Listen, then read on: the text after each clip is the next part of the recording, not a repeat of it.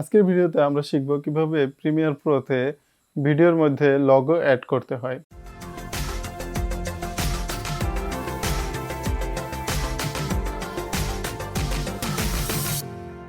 ওকে, এখানে আমার কাছে একটা ভিডিও ক্লিপ রয়েছে। আমি চাচ্ছি এই ভিডিও ক্লিপের মধ্যে একটা লোগো অ্যাড করার জন্য।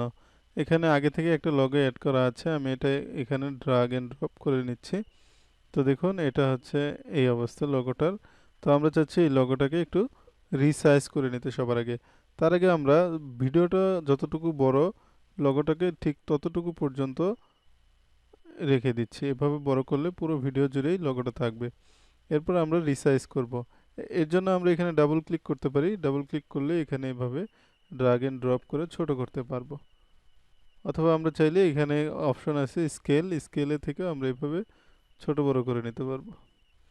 এরপর আমরা চাইলে এটাকে মাউস দিয়ে ধরে যে কোনো একটা জায়গায় সেট করে দিতে পারবো, অথবা আমরা চাইলে এখানে পজিশন নামে অপশন রয়েছে, যে এটাকে এভাবে ডানে বামে নেওয়া যায়, আবার